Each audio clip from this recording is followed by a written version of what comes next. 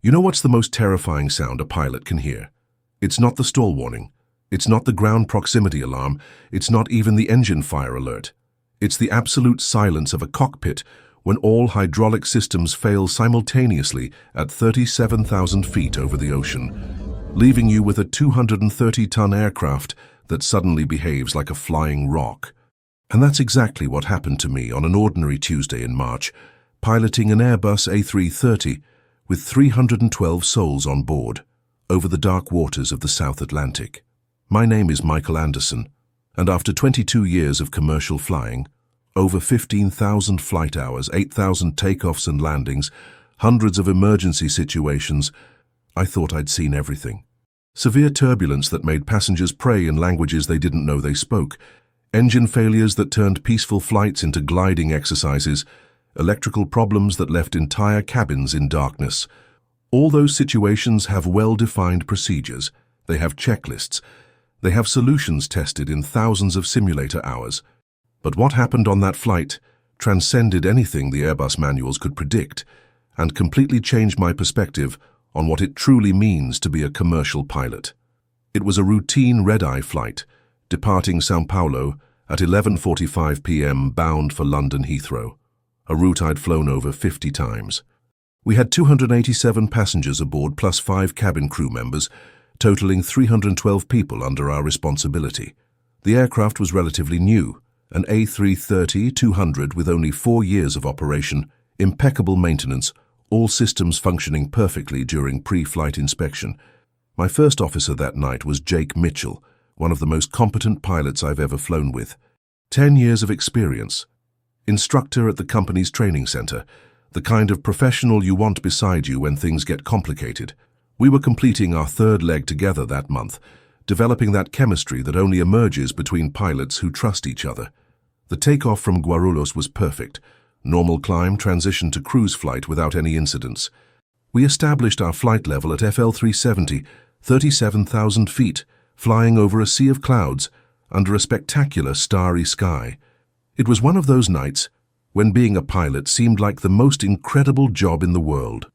During the first 4 hours of flight, everything went as planned. Passengers had finished dinner, most were sleeping peacefully. The cabin was quiet. Only the constant and comforting sound of the engines accompanied us. Jake and I talked about our vacation plans for the following month, about our kids, about life outside aviation. "You know, Mike," Jake said while monitoring the instruments, "sometimes I think our families have no real idea what we do up here. For them it's just sit down, press a few buttons and that's it." I laughed at his observation. True, my wife always says pilots have the easiest job in the world. 4 hours of flying, 2 hours of rest. If she only knew.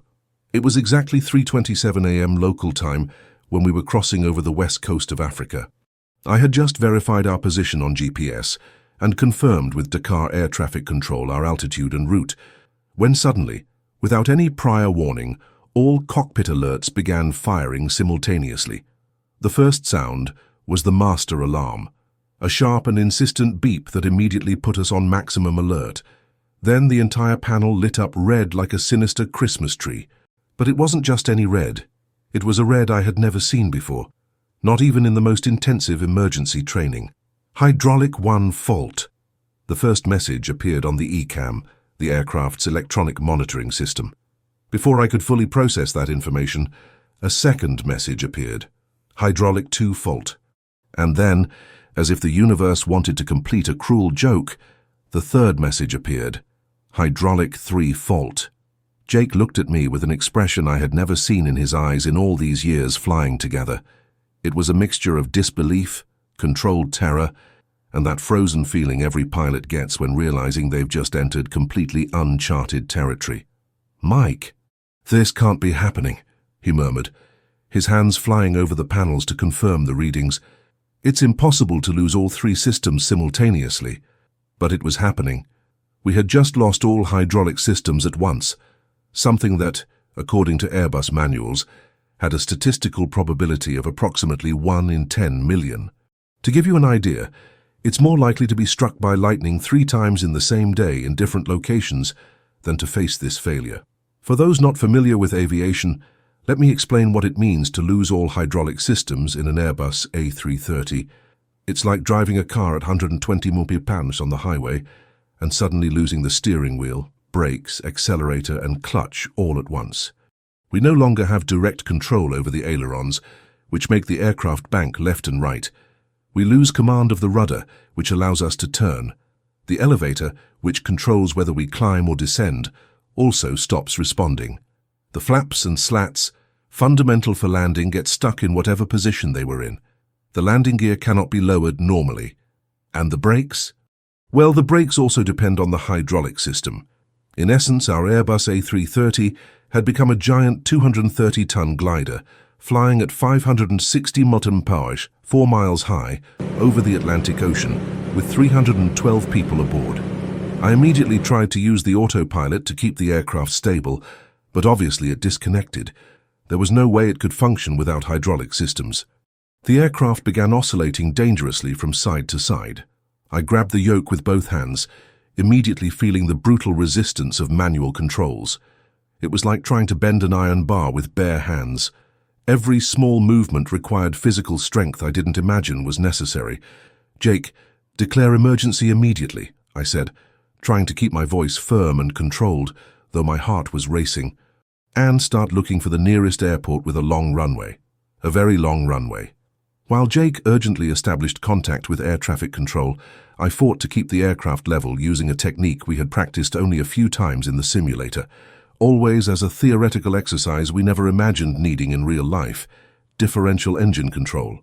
It's a complex and extremely delicate technique. By accelerating the right engine more than the left, the aircraft tends to bank left. Doing the opposite, it banks right. To climb, I accelerate both engines. To descend, I reduce power. It sounds simple explained like that, but in practice it's like trying to balance a needle on your fingertip during an earthquake. Every adjustment has to be millimetric, because any abrupt movement can result in total loss of control. Dakar Control Center. This is our flight, Jake spoke on the radio, purposely omitting our identification to prevent information from leaking and causing panic among families. "We declare emergency pan, complete loss of all 3 hydraulic systems. We request vector to the nearest airport with minimum 11,500-foot runway and all available emergency resources." The controller's response, with a heavy French accent, came immediately, but loaded with concern. "Emergency flight, emergency declared and logged. The nearest airport with those specifications is Abidjan, Ivory Coast, 280 kilometers south of your current position. Maintain heading 180 degrees. Descent authorized to flight level 250. All emergency resources are already being activated. 280 kilometers. With our current speed of approximately 450 knots true airspeed, we had maybe 25 to 30 minutes of flight ahead. But there was a crucial problem. Our situation was consuming fuel way above normal. Fighting against manual controls, maintaining engines at alternating regimes for directional control, all of this was dramatically increasing our consumption. "Jake, I need you to immediately calculate our remaining fuel and make a consumption projection based on the current situation," I asked, already suspecting the answer wouldn't be encouraging. Jake worked frantically on his calculations, checking and double-checking the numbers. When he finished, his face was paler than the moon outside. "Mike, according to my calculations, considering the increased consumption due to control maneuvers, we have fuel for 35 more minutes, maybe 40 if we can optimize further, but that's at the absolute limit. Tight margin, but still feasible if everything went well. At least that's what we thought until we received news that transformed our situation from critical to nearly impossible. Emergency flight." The controller's voice returned to the radio, this time loaded with urgency. "I inform you that Abidjan Airport has just closed due to severe weather emergency. Tropical storm approaching, cloud ceiling 0, visibility reduced to 200 meters, sustained crosswinds of 45 knots with gusts up to 70 knots. Impossible conditions for any landing, even emergency." I felt my stomach drop as if I had entered free fall. Jake literally went colorless. We had just lost our only viable option. "Control, what's our second alternative?" I asked, though I sensed the answer wouldn't be good. "Your second option is Kumasi in Ghana, an additional 150 kilometers east of your position, but I need to alert you. Alert about what? It's a military airbase. The runway is only 100 to 800 meters long and is not certified for commercial aircraft operations of that size. Additionally, it doesn't have ILS equipment for instrument approach. 1,800 meters. I felt a chill run down my spine. An Airbus A330 needs at least 2,500 meters for a normal landing, with all systems functioning perfectly, and we wouldn't have anything close to a normal landing. Without flaps, without slats, without power-assisted brakes, we would have to touch the runway at least at 180 knots, instead of the usual 140. More than that, without ILS, we would have to make a visual approach, at night, on a runway we had never seen before. Jake, how much fuel would we have arriving in Kumasi? I asked, already knowing the answer but hoping I was wrong. Jake redid his calculations, considering the additional distance and our accelerated consumption. When he finished, he slowly shook his head. Mike, we'll arrive practically at the limit. Maybe 5, maximum 7 minutes of reserve fuel. There's no way to try anything else if we miss the first approach. 5 minutes. In aviation, that's not even time for a traffic pattern. If we missed the first landing, there wouldn't be a second. It was that 800-meter military runway or the Atlantic Ocean. There was no plan B. I stayed silent for a few seconds, processing our situation. 312 people trusted me to make the right decision. I looked at Jake, who perfectly understood the gravity of the moment. "It's our only chance, isn't it?" he said, reading my thoughts. "It is," I confirmed. "Control, I accept Vector to Kumasi, and I need you to make immediate contact with the military base. We're going to need all possible help on the ground. Foam on the runway, all available fire trucks, ambulances, rescue equipment, and lights, all the lights they have." "Understood, emergency flight. I'm already coordinating with Kumasi Air Base. They're mobilizing all resources." "Good luck, Captain." While we flew toward the military base, it was time to face one of the most difficult parts of the entire situation, explaining to passengers what was happening. As a pilot, you learn that transparency and calm are fundamental in emergency situations, but how do you balance honesty without causing panic?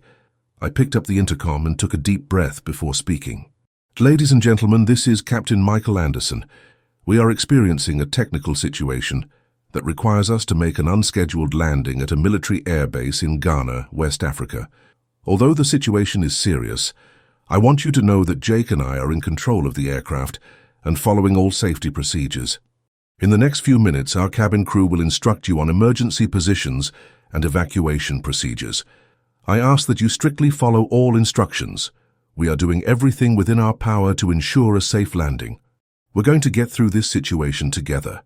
After turning off the intercom, I could hear worried murmurs coming from the passenger cabin, but I also noticed there was no panic. Experience had taught me that passengers respond better to controlled honesty than to reassuring lies. If you enjoy these real stories from the skies and want to hear more accounts like this one, don't forget to subscribe to the Black Box channel. We have many more exciting stories waiting for you, always told in first person by the pilots who lived them. In the next 20 minutes, the time it took us to reach Kumasi airspace, Jake and I had to prepare for the most technically and psychologically challenging landing of our careers. We began reviewing all emergency procedures for landing without hydraulic systems.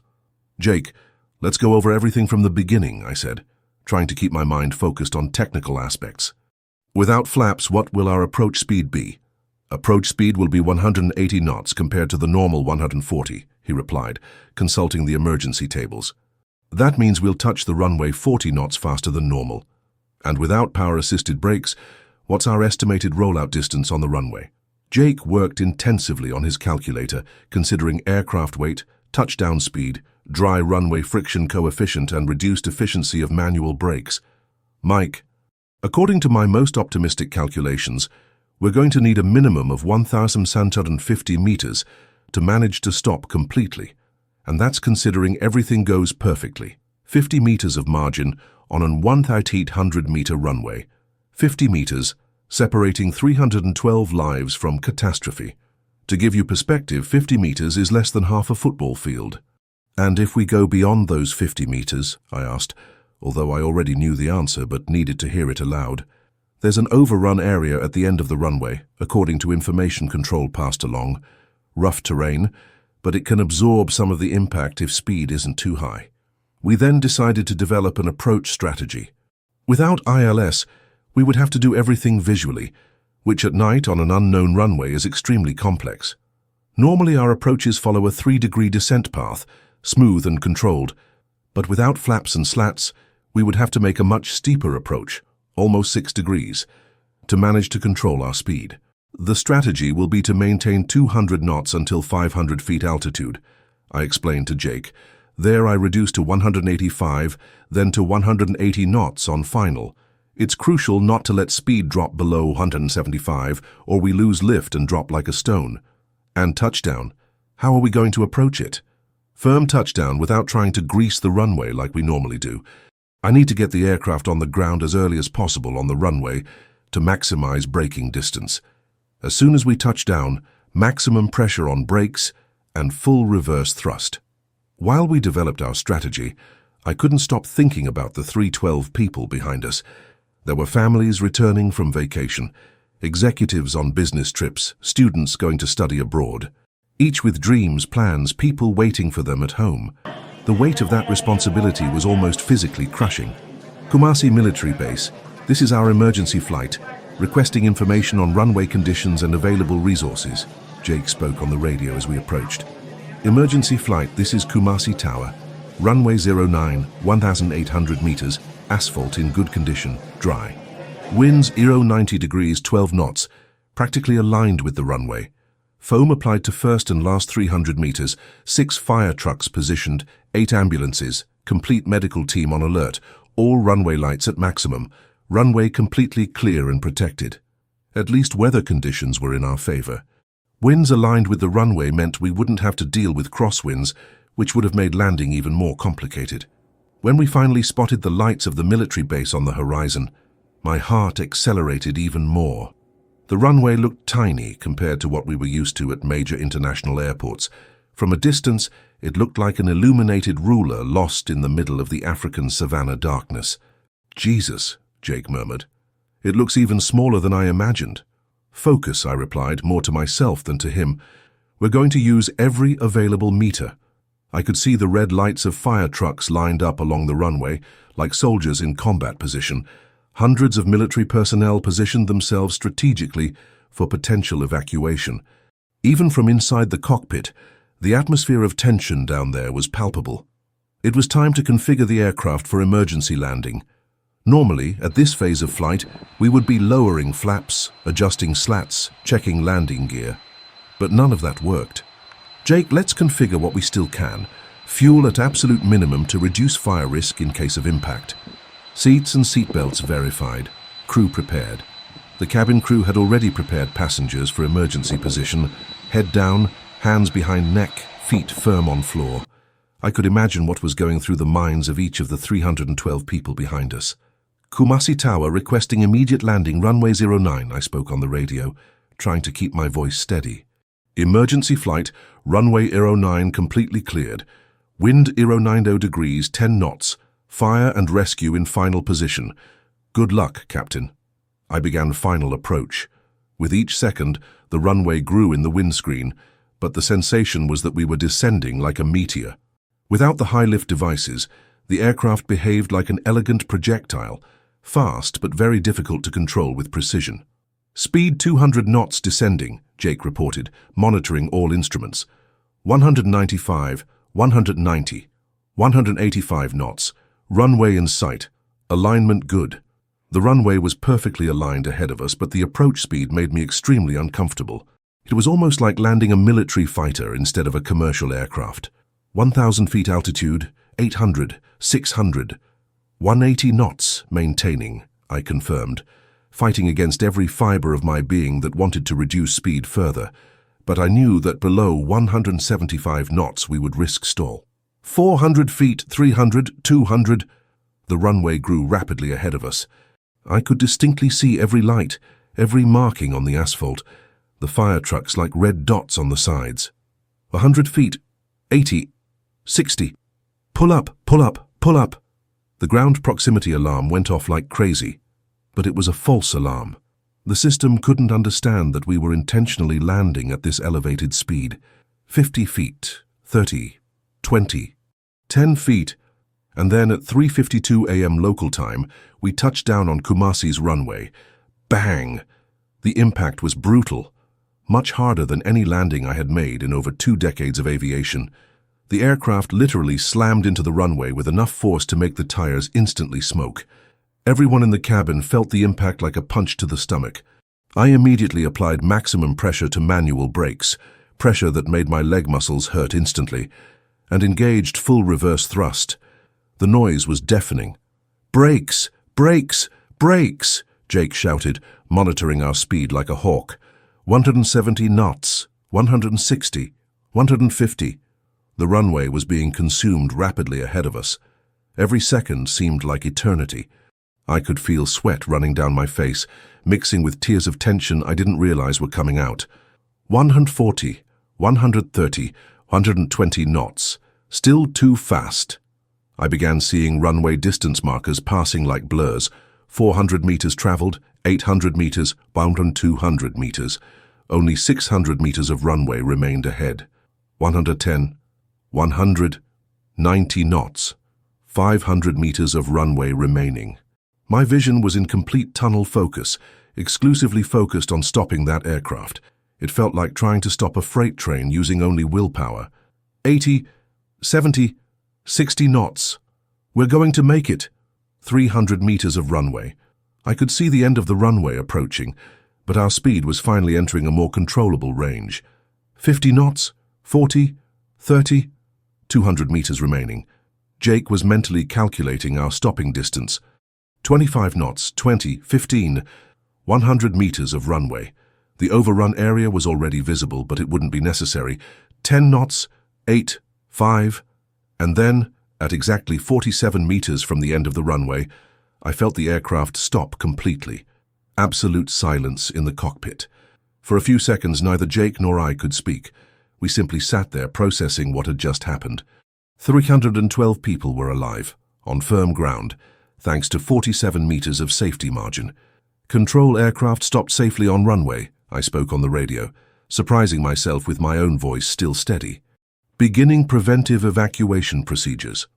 If you're enjoying this story and want to support our channel with more content like this, please like this video and hit the bell icon so you don't miss any of our stories from the skies.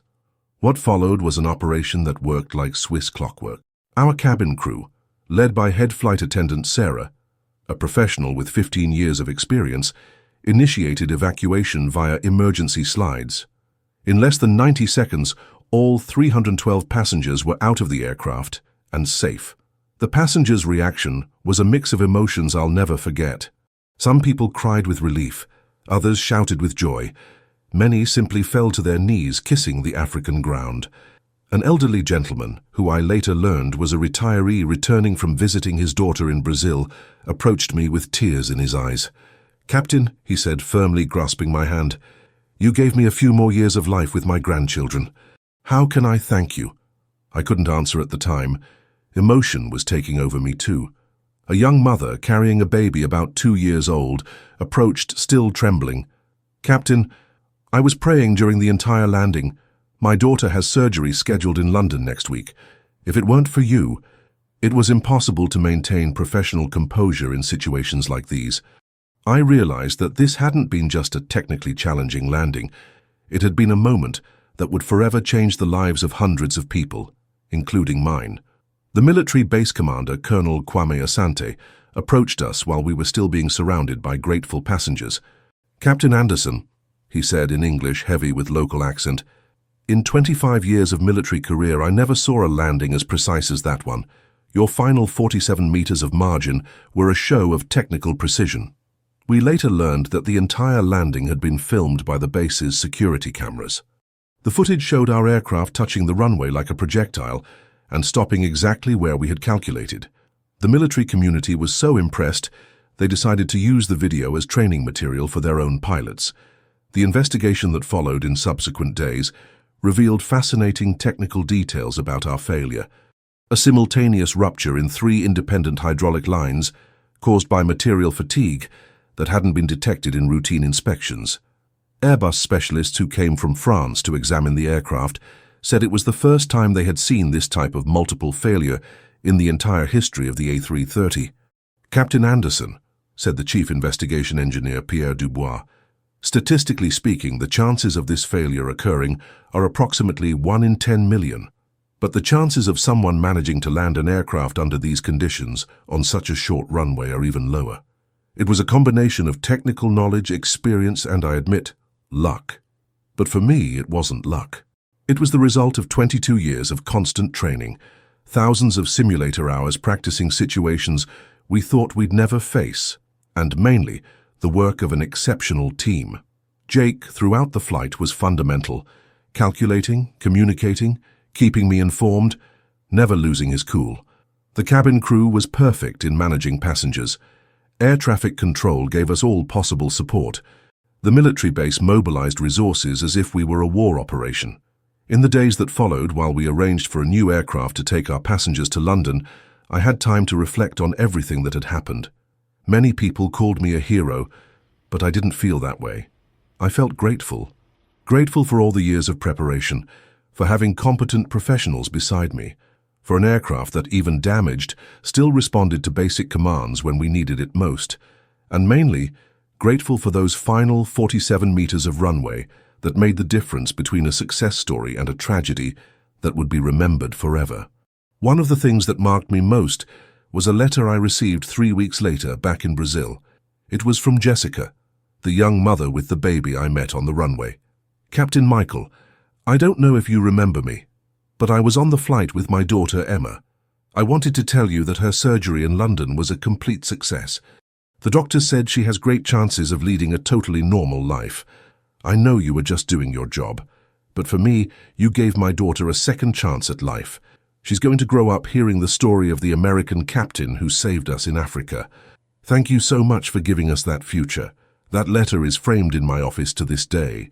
It reminds me daily why I chose to be a pilot and what truly is our responsibility when we enter a cockpit. The episode also changed my approach as an instructor. When I train younger pilots today, I always emphasize that it's not just automatic systems that save lives in aviation. It's people.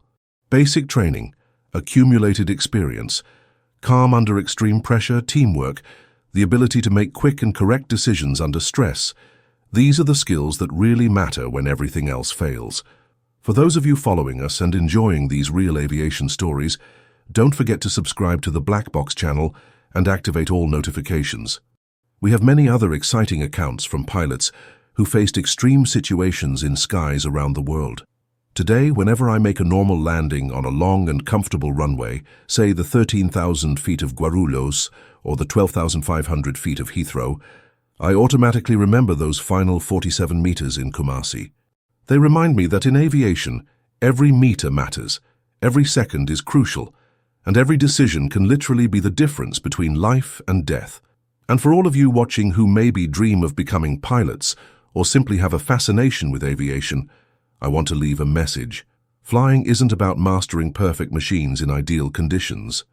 It's about being prepared for when those machines are no longer perfect, when conditions are adverse, when all you have are your basic skills and confidence that your training was solid enough to face the impossible. It's about transforming impossible situations into possible ones, about never giving up while there's still a chance, however small. It's about carrying the responsibility of hundreds of lives and honoring that responsibility with technique, determination, and courage. That night in Kumasi, I learned that no matter how many automatic systems, computers, or advanced technologies we have aboard, in the end, when everything fails, it's people who make the difference. It's the training you did years ago. It's the basic skills you practiced thousands of times. It's the ability to stay calm when the world seems to be falling apart around you. And sometimes, just sometimes, the difference between success and failure, between life and death, between an inspiring story and a tragedy, lives in just 47 meters of hope. If this story touched you in some way, if it made you think about courage, about preparation, about how small margins can make enormous differences, share it with other people who are also passionate about aviation or simply enjoy stories of human triumph. And remember, The skies always have a story to tell, until the next flight, and may you always have tailwinds and long runways ahead. This story is based on real events. All names have been changed to protect the privacy of those involved. Special thanks to aviation professionals who share their experiences to make the skies safer.